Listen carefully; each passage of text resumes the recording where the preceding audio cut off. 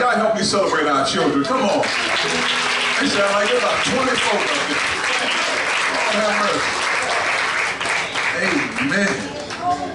Amen. 4 and 5 children sound like 20 folk. Lord have mercy. You wait till them things grow up.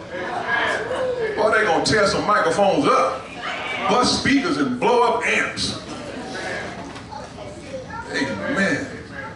Amen. Sister Butler, Lady Butler's gonna sing, and I want you to turn your Bibles to 2 Samuel chapter 21. 2 Samuel chapter 21. I'm going to be reading from the NIV version, so if you young folk on this Youth Sunday as we celebrate our mothers. I'm going to be reading from the New International Version, that's the NIV, so if you pull it up on your phone, you can follow along with me there.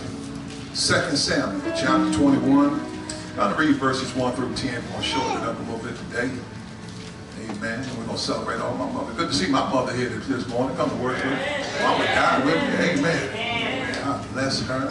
Mama Sylvia. Amen. I just love y'all so much. Let the world know.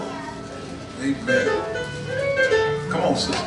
Amen. Praise the Lord, everybody. Praise the Lord. This song comes as a request from my mom this morning. She asked me to sing this a few months back. I forgot.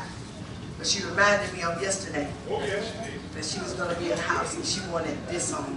Amen. So I got to adhere to the wish of my mom on this morning because God has allowed me to have her here with me.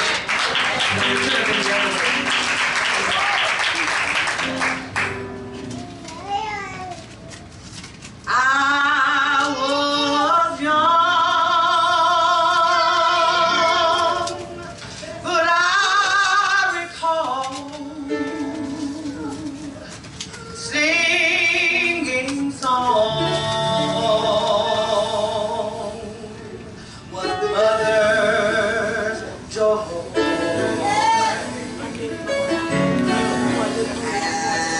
As a shadow gathered at the close of the day, and I sit upon her knee in those days that used to be, as she sang God's amazing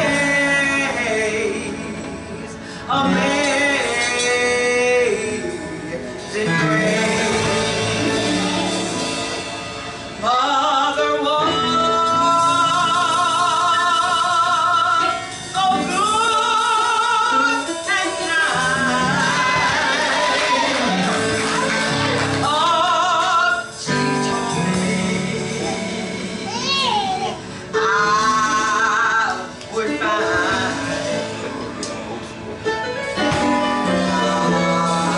another who would share my grief and woe. So I took her at her word and saw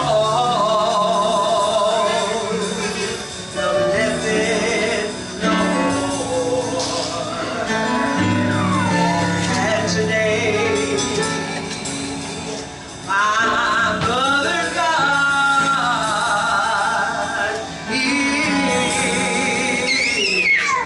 is mine.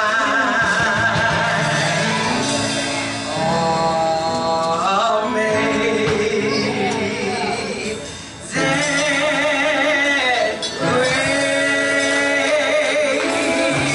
how sweet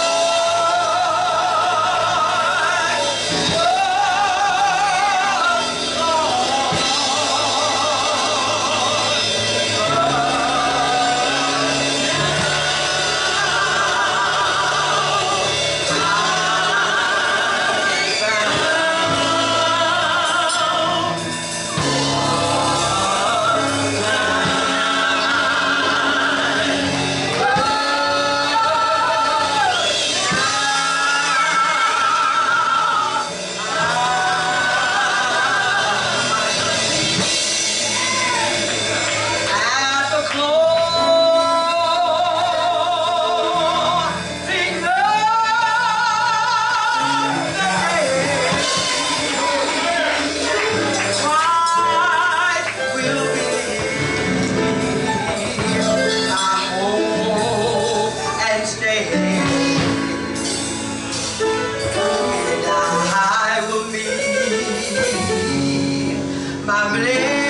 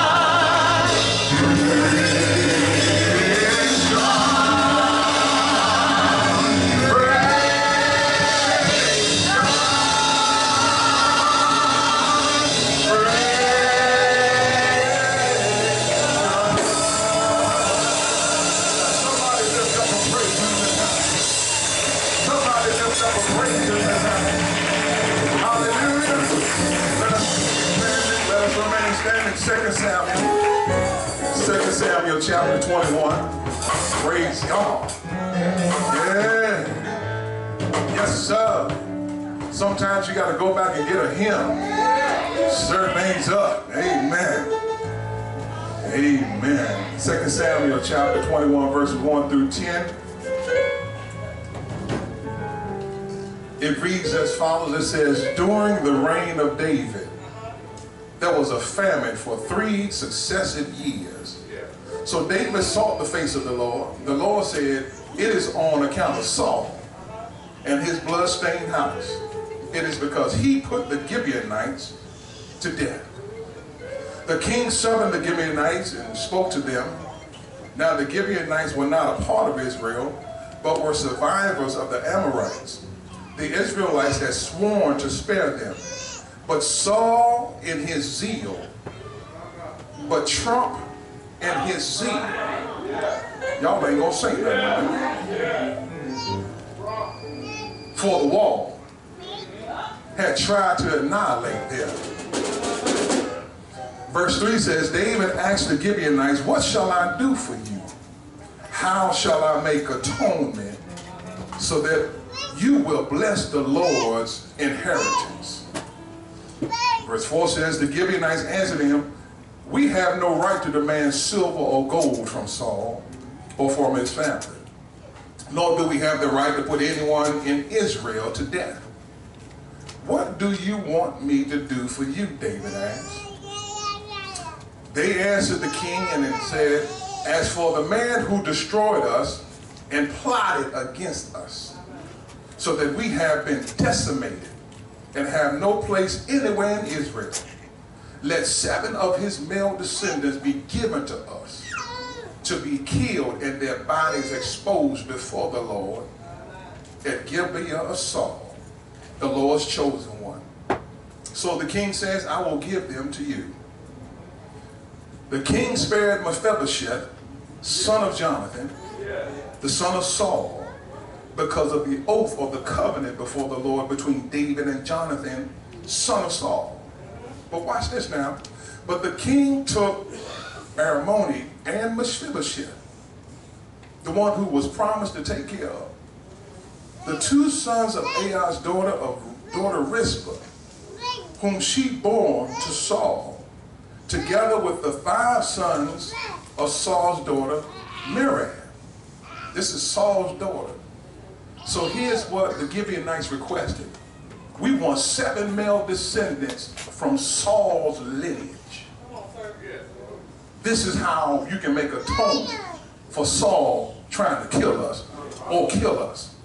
Verse 9, excuse me, let me back up a little bit. Whom she had bore to Adriel, son of Barlazi, the Metholite. Verse 9 says, he handed them over to the Gibeonites, who killed them and exposed their bodies on a hill before the Lord. Jesus.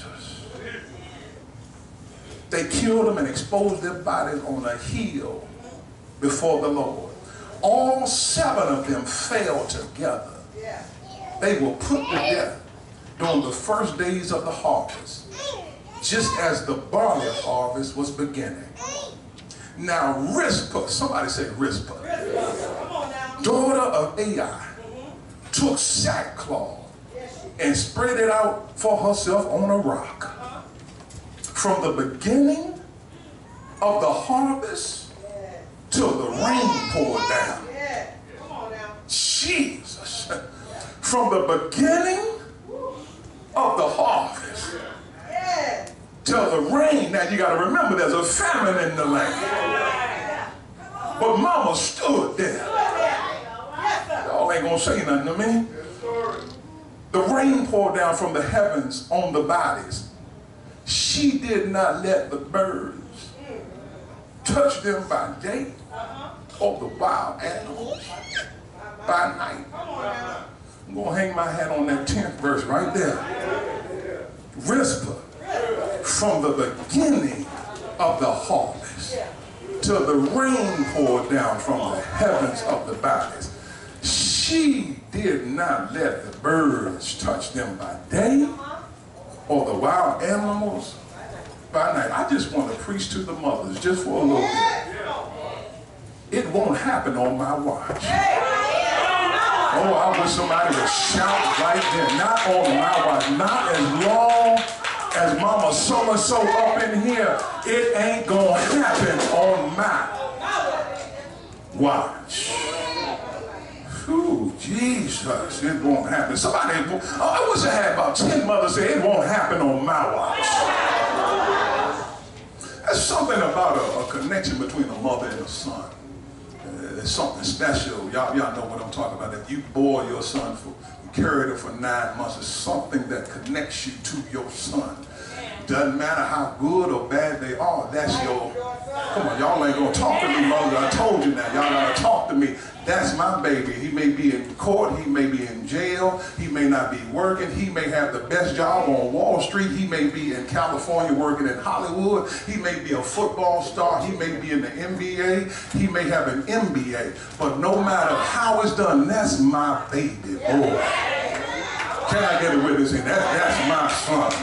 I refuse to let a devil or demon try to snuff his life out. I don't care what it looks like. My God is able to see my children through. Do I have any mothers in here?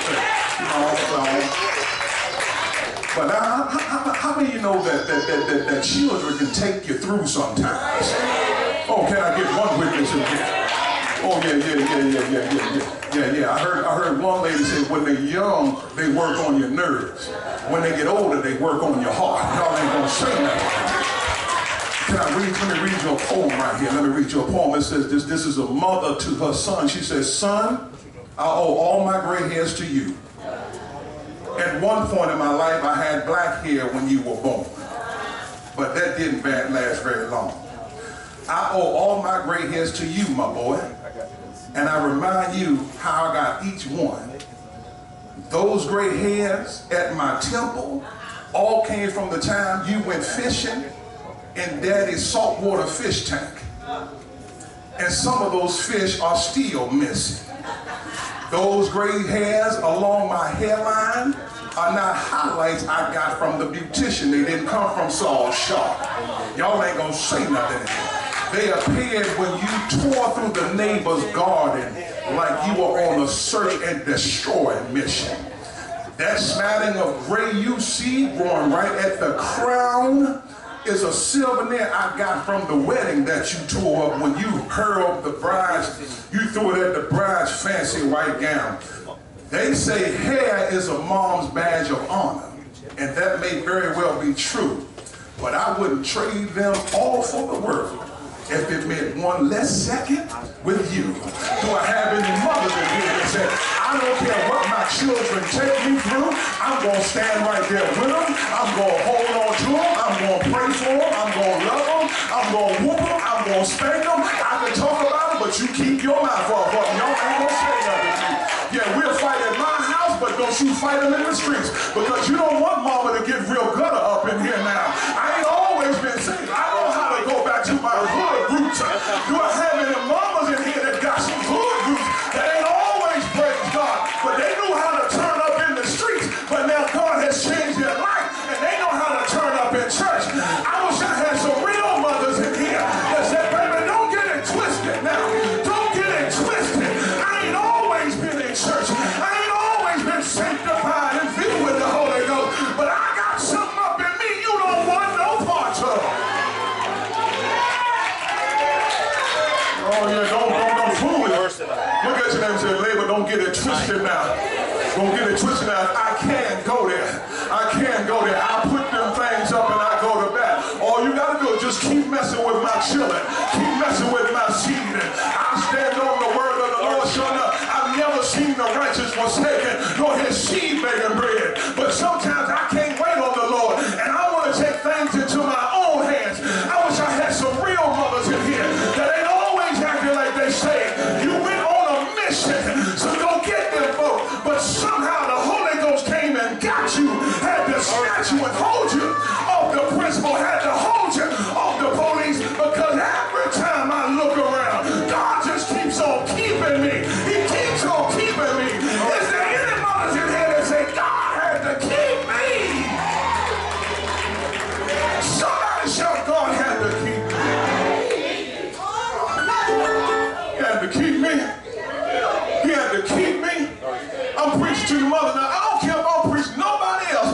I'm preaching to the mothers who had to pray and labor at night on their faces for their children, who know that everybody, you went to work fine, you had to get up from your desk, go in the bathroom and cry, but you came back with your makeup straight, you had your hair done, and when it got to a point you ain't care what it looked like, you broke down right there. Because sometimes in this thing called life, this thing gets heavy, and I don't care who looking at me, I don't care who laughing at me, but my baby's going through hell. My baby's in college. My baby lives in another city, and I don't care who sees me go through. In the text, there's a 3-year famine in the land. There's a 3-year famine in the land.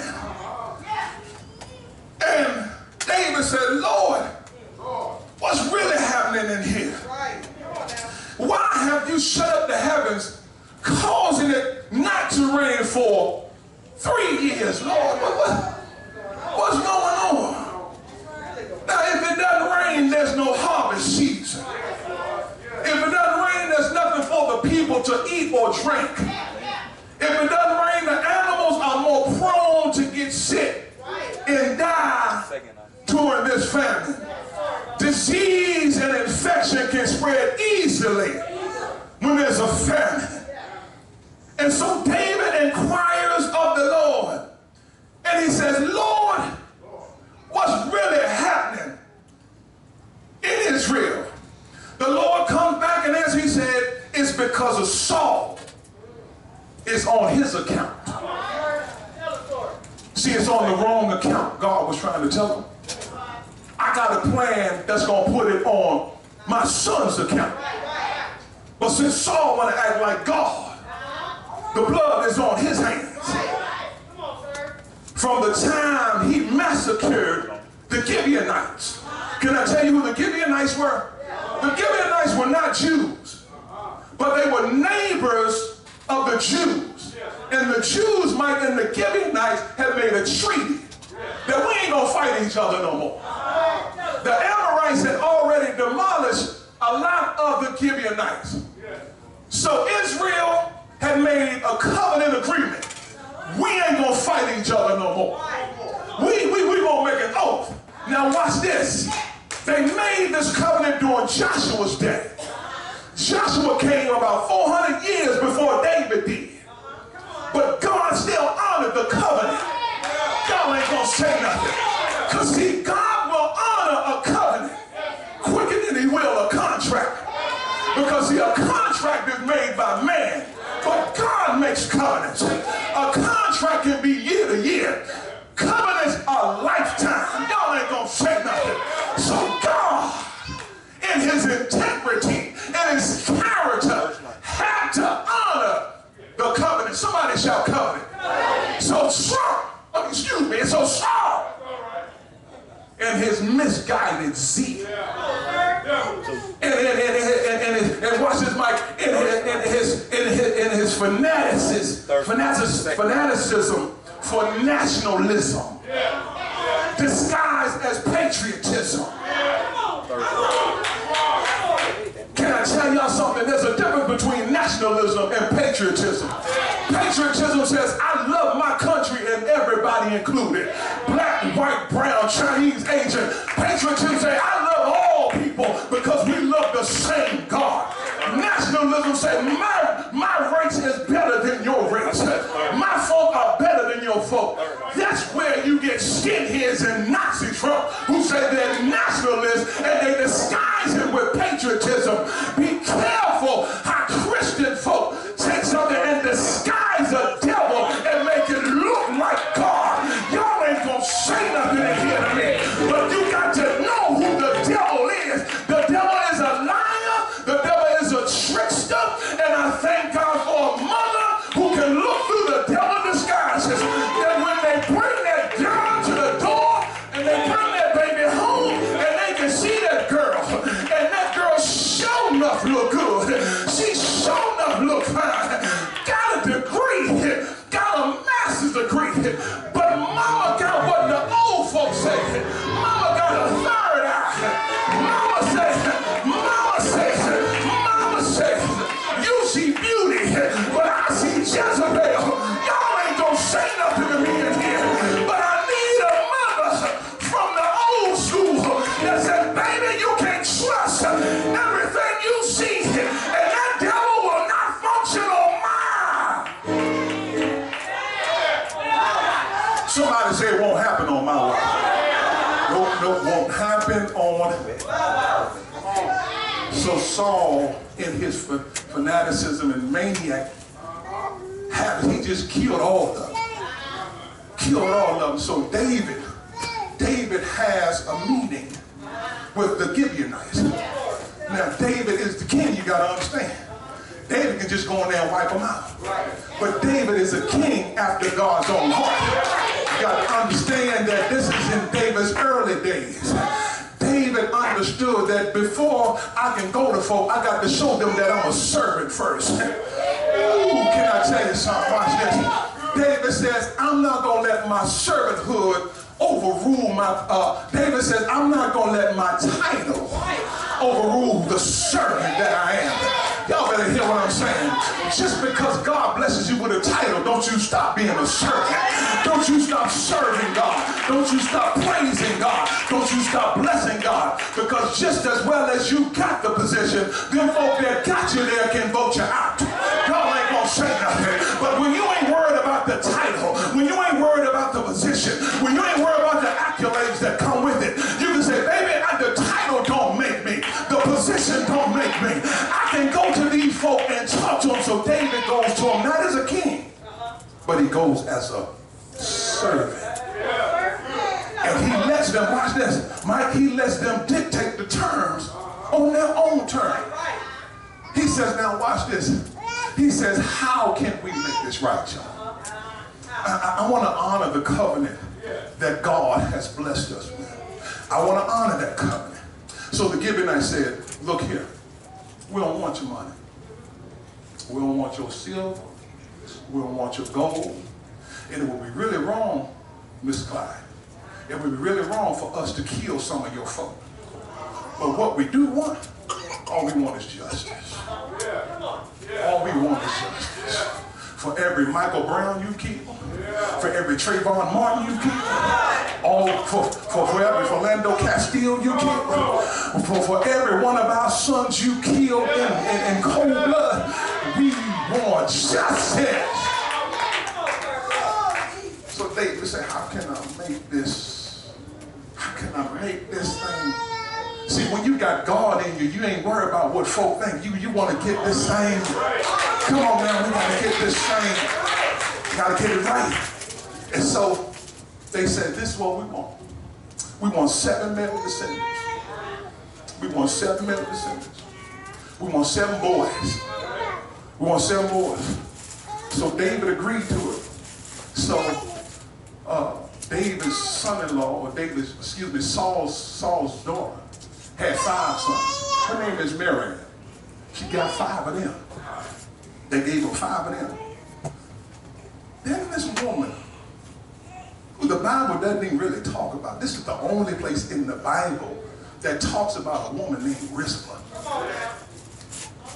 All Rizpah got, Sister Ida, is 2 children. 2 children. Their name is Aramoni and Mephibosheth. Saul agreed. Y'all remember Mephibosheth, don't you? The one he was dropped and was crippled. David had made an agreement to Jonathan that we're going to take care of him even though he crippled in his legs. The Gibeonites said, we want him and we want Aramoni. That adds up to 7. Now watch this now. So David agrees. He gives them to the Gibeonites. The Gibeonites take them. Now I'm going to tell you, watch this. The Gibeonites are so cruel. They take them. They execute them first. Then they hang them on a tree. Come on now. Come on. They execute them. They kill them first. Then they hang them in the public. Butt naked.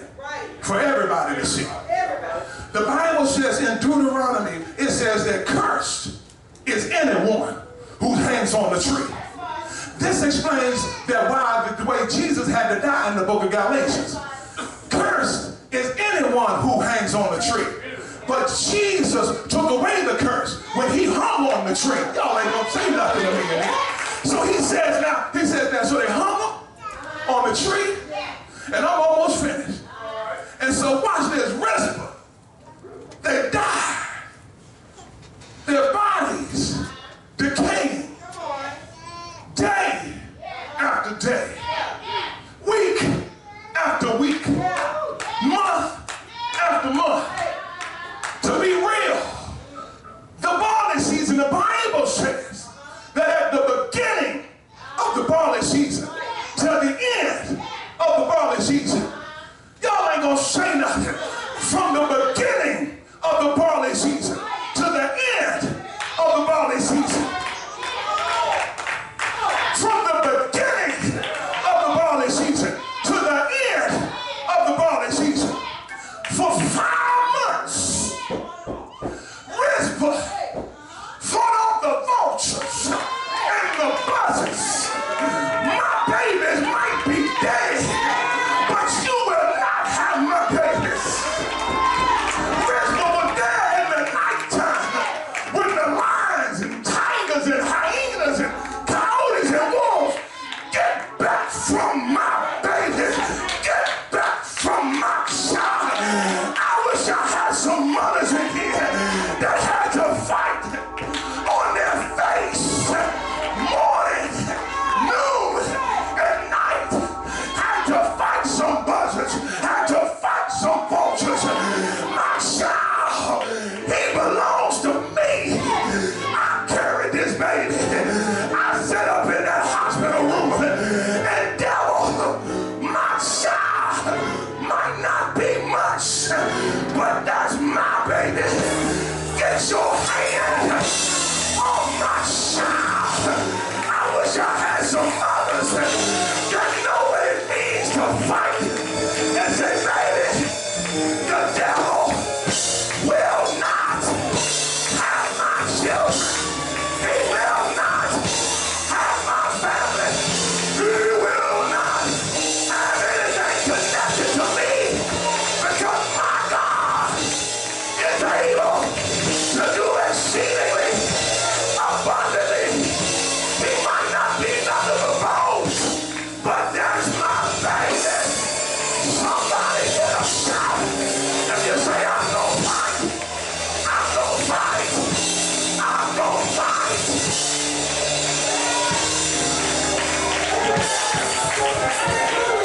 Listen, I'm finished. I'm gonna let y'all go. I'm gonna let y'all go. But do I have any praying mothers in here that's had to show enough fight for their children? While you were almost losing your mind, you kept on fighting for your children. You